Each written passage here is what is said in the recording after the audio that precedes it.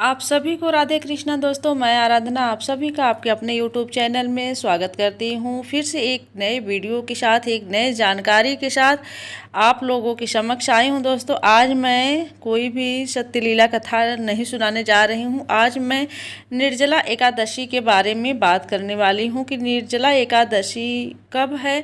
इस बार जो है लोग असमंजस में पड़े हैं कि निर्जला एकादशी जो है 6 तारीख को है या 6 मई को है, 6 जून को है या 7 जून को है। तो ये जो है इस निर्जला एकादशी का व्रत का बहुत ही ज़्यादा महत्व है। तो दोस्तों, आज मैं इसी के बारे में आप लोगों को पूर्णतः जानकारी देने की कोशिश की हूँ। तो आप लोगों से भी रिक्वेस्ट है कि वीडियो को फुल वॉच करिए ताकि आप लोगों को पूरी जानकारी मिल सके निर्जला एकादशी के बारे में। और बहुत ही इम्पॉर्टेंट वीडियो है ये। तो चलिए दोस्तों, आज की वीडियो शुरू करते हैं। उससे पहले आप लोगों से रिक्वेस्ट है कि अगर मेरी वीडियो थोड़ी भी इन्फॉर्मेटिव आप लोगों को ये वाली लगे तो प्लीज़ जो है आप लोग वीडियो को लाइक ज़रूर कर दीजिएगा। चैनल पे पहली बार आए हैं तो सब्सक्राइब भी कर लीजिएगा, बेल आइकन को प्रेस कर दीजिएगा ताकि जो है आप लोगों को मतलब कि ये व्रत कथा से संबंधित, व्रत मुहूर्त से संबंधित वीडियो और लड्डू गोपाल की सत्य लीला कथा से संबंधित कहानियाँ जो हैं आप लोगों को मिलते रहें। तो चलिए दोस्तों, आज की हम वीडियो शुरू करते हैं। जैसा कि हम सभी जानते हैं दोस्तों कि हिंदू धर्म में हर एक एकादशी का अलग अलग महत्व है। पंचांग के अनुसार हर महीने के कृष्ण पक्ष और शुक्ल पक्ष में जो है एक एक एकादशी पड़ती है, यानी कि हर महीने में 2 एकादशी पड़ती है। एक जो है कृष्ण पक्ष में और एक शुक्ल पक्ष में। तो हर एक का अपना ही महत्व होता है। तो ज्येष्ठ मास के यानी कि ज्येष्ठ महीने के जो है शुक्ल पक्ष की एकादशी को निर्जला एकादशी कहा जाता है। यानी कि जो अभी चल रहा है इस टाइम जेठ माह, यानी कि जून के जेठ माह के शुक्ल पक्ष चल रहा है। तो शुक्ल पक्ष में जो एकादशी पड़ने वाली है उसको हम निर्जला एकादशी कहते हैं। इस दिन व्रत रखने मात्र से ही अन्य एकादशी के बराबर फल की प्राप्ति होती है। जो लोग जैसे पूरा एकादशी नहीं रख रहे हैं, यानी कि पूरे साल की एकादशी जो है नहीं रख रहे हैं, वो सिर्फ ये एक एकादशी रख ले, पूरे 24 घंटे का निर्जला व्रत रख लें तो फिर जान लीजिए वो पूरे एकादशी के व्रत के बराबर होता है। इस एकादशी को सबसे कठोर एकादशी में से एक माना जाता है क्योंकि ये जो है निर्जला एकादशी व्रत रखा जाता है। और इस व्रत में जल तक पीने को मनाही होती है, यानी कि जब निर्जला एकादशी है तो यानी कि जल भी मनाही है। आप एक बूंद जल भी नहीं पी सकते हैं इस व्रत में। इस दिन भगवान विष्णु की पूजा करने के साथ साथ व्रत रखने से हर तरह के दुख दूर हो जाते हैं और जो है सुख समृद्धि धन संपदा की प्राप्ति होती है। इस साल निर्जला एकादशी की तिथि को लेकर जो है थोड़ा सा असमंजस की स्थिति बनी हुई, जैसा कि मैं आप लोगों से पहले ही बताई कि इस बार जो है निर्जला एकादशी की तिथि को लेकर लोग परेशान हैं कि हम 6 जून को मतलब ये व्रत रखें कि 7 जून को व्रत रखें। तो आज मैं इसी को आप लोगों के साथ शेयर करने वाली हूँ कि हम मतलब कौन किस दिन व्रत रख सकता है। तो दोस्तों, जो है इस साल निर्जला एकादशी का व्रत 6 जून 2025 को रखा जा रहा है। आइए जानते हैं कि निर्जला एकादशी का शुभ मुहूर्त, पारण का समय और तारीख क्या है। और जैसे कि देखिए 6 जून को गृहस्थ आश्रम में जो रहने वाले लोग हैं वो जो है 6 जून को एकादशी का व्रत रख रहे हैं। और जो संन्यास आश्रम, जो सन्यासी लोग हैं, जैसे जो साधु संत लोग हैं, वो जो हैं 7 जून को व्रत रखेंगे क्योंकि उनको जो है मोक्ष की प्राप्ति की इच्छा होती है। तो मोक्ष प्राप्ति के लिए 7 जून को एकादशी का व्रत रखेंगे। तो निर्जला एकादशी को भीमसेनी एकादशी भी कहा जाता है क्योंकि इस व्रत को सबसे पहले पांडव पुत्र भीम ने किया था।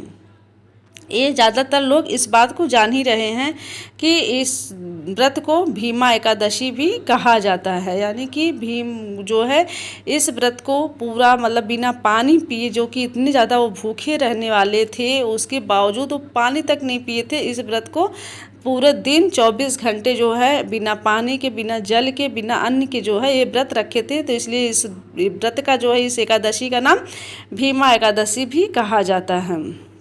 तो दोस्तों क्या है कि पंचांग के अनुसार जो है ज्येष्ठ माह के शुक्ल पक्ष की एकादशी तिथि 6 जून को रात जो है 2:15 पर आरंभ हो रही है। आप लोग समझ सकते हैं, आप लोग कहीं नोट कर लीजिए।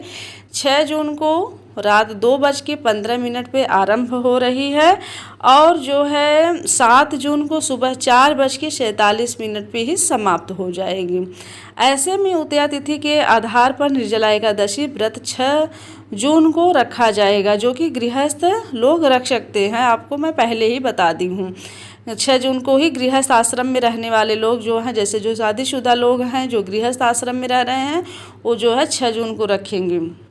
और उसके बाद जो है इसके अलावा वैष्णव संप्रदाय के लोग 7 जून को रखेंगे। यानी कि जो सन्यास लोग हैं, जो वैष्णव संप्रदाय के लोग हैं, वो जो हैं मतलब कि 7 जून को व्रत रखेंगे। अब हम बात कर लेते हैं कि इसके पारण का समय। पारण का जो भी बहुत महत्व होता है कि व्रत रखने से ज़्यादा जो है पारण का महत्व होता है। तो इस बार जो है 24 घंटे से ज़्यादा का एकादशी है, तो दोनों दिन व्रत रखा जा रहा है, तो इसमें पारण को भी लेके दुविधा है। तो चलिए इसके भी बारे में हम बात कर लेते हैं।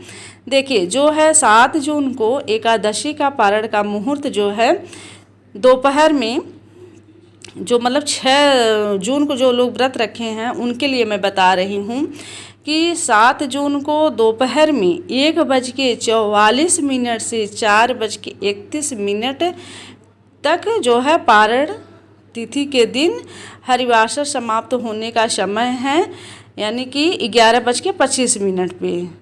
तो आपको मैं बता दूं कि दोपहर में 11:44 से 4:31 तक जो है आपका पारण का समय है। और पारण तिथि के दिन जो है हरिवासर जो है, यानी कि हरि का जो वास होता है वो समाप्त होने का समय है 11:25 पे। आप इसको कहीं नोट कर लीजिए। और 8 जून को वैष्णव एकादशी के लिए जो है पारण का समय है, जो मतलब संन्यास लोगों का जो पारण का समय होता है वो है 8 जून को सुबह 5:23 से लेकर 7:17 तक। तो पारण तिथि के दिन द्वादशी समाप्त होने का समय 7:17 पे है सुबह के। तो ये हो गया पारण का समय। अब हो गया बात, अब हम करते हैं निर्जला एकादशी में जो है किस मंत्र का जाप करें जिससे हमें अधिक फल की प्राप्ति हो। तो विष्णु मंत्र में जो है निर्जला एकादशी के दिन भगवान विष्णु के मंत्र ओम नमो भगवते वासुदेवाय मंत्र का आप जाप करें। इस मंत्र का जाप करने से कई गुना अधिक फल की प्राप्ति हो सकती है। अब इसके महत्व के बारे में हम जान लेते हैं दोस्तों कि इस व्रत के रखने से क्या महत्व हमें होता है, क्या हमें फल की प्राप्ति होती है। चलिए उसके बारे में हम बात कर लेते हैं। हिंदू धर्म में निर्जला एकादशी का विशेष महत्व है। इस एकादशी को सबसे कठोर एकादशी माना जाता है। इस दिन जल तक ग्रहण नहीं किया जाता है, ऐसा मैं पहले ही बता चुकी हूँ, फिर से मैं बता दे रही हूँ। इसे जो है मोक्षदायिनी एकादशी के अलावा भीमसेनी एकादशी के नाम से भी जानते हैं। इस एकादशी का व्रत सबसे पहले पांडव पुत्र भीम ने रखा था, इसी के कारण इसे भीमसेनी एकादशी भी कहा जाता है। इस दिन भगवान विष्णु के साथ माँ लक्ष्मी की विधिवत पूजा करने से, साथ में व्रत रखने से कई गुना अधिक पुण्य की प्राप्ति होती है। जब भी आप पूजा करें तो भगवान विष्णु के साथ, श्री हरि के साथ, ठाकुर जी के साथ जो है माँ लक्ष्मी की भी पूजा करें। इससे जो है अधिक फल की प्राप्ति होने की संभावना रहेगी। कई तरह के अनजाने में कई किए गए पापों से मुक्ति मिल जाती है और सुख समृद्धि धन ऐश्वर्य की प्राप्ति होती है। इस दिन अपनी ज़रूरत के हिसाब से आपको जो है जल, वस्त्र, धन, भोजन आदि का दान भी अवश्य करना चाहिए। आप जिस लायक हैं, जो आप सक्षम हैं, जिसमें जो आप कर सकते हैं, तो इन सब में से किसी भी चीज़ का आप दान जरूर कर दीजिएगा अगर आप सक्षम हों तो। इसके अलावा जो है दोस्तों मैं आप लोगों को बता दूं कि जैसे अब 6 जून को जो है आपको एकादशी का व्रत रखना है, तो आप 5 जून को ही चावल छोड़ दीजिएगा, चावल का सेवन मत करिएगा, लहसुन प्याज का सेवन मत करिएगा। और ये 2 चीज़ आप मतलब कि जो तामसी भोजन होता है उसका सेवन मत करिएगा, मांस मदिरा वगैरह इन सब का सेवन मत करिएगा। एकदम सात्विक खाना खाइएगा, यानी कि जो शुद्ध शाकाहारी हो उसको आप भोजन ग्रहण करिएगा। और 6 जून को आपको निर्जला एकादशी का व्रत रखना है, यानी कि बिना पानी के और अगर जो लोग बिना पानी के नहीं रह पा रहे हैं वो नमक का सेवन न करें, और मतलब कि बस थोड़ा बहुत पानी पी ले, थोड़ा जैसे चाय वगैरह, जो मतलब कि नमक वमक का सेवन ना करें, और मतलब हल्का फुल्का अगर खा के रह सकते हैं तो वही कोशिश करें कि हल्का फुल्का ही खा के रहे। जैसे जो कुछ लोग प्रेगनेंसी के टाइम में हों या फिर कोई बीमारी हो, वृद्ध हों, तो वो लोग जैसे नमक का सेवन ना करें, फल फूल दूध वगैरह ये सब खा के अपना दिन बिता सकते हैं।